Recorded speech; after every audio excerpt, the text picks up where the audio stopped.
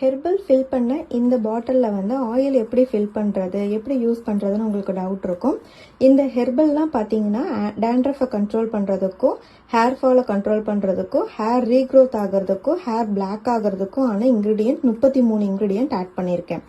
So இந்த herbal fill பண்ண இந்த பாட்டிலில் 3 ஆயில் நீங்கள் ஃபில் பண்ணிக்கலாம்.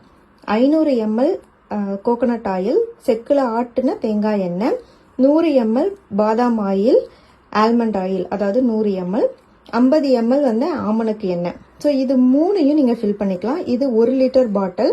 இதில் வந்து 650 ml வந்து நீங்கள் ஆயில் வந்து ஃபில் பண்ணிக்கலாம்.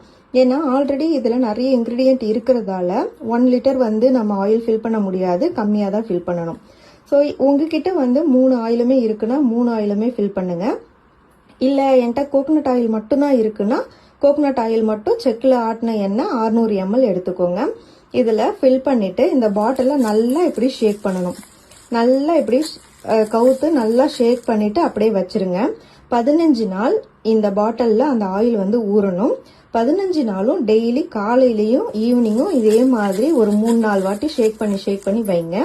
எதுக்காக ஷேக் பண்ண சொல்கிறேன்னா, ஆயில் நல்லா இங்கே மேலே இருக்கிற இன்க்ரீடியன்ட் வரைக்கும் ஃபில் ஆகி நல்லா ஊறணும். இந்த இன்க்ரீடியன்ட்ல இருக்க எசன்ஸ்லாம் அதில் இறங்கணும். அதுக்காக தான் இந்த மாதிரி இப்படி ஷேக் பண்ண சொல்கிறது. ஸோ 15 நாள்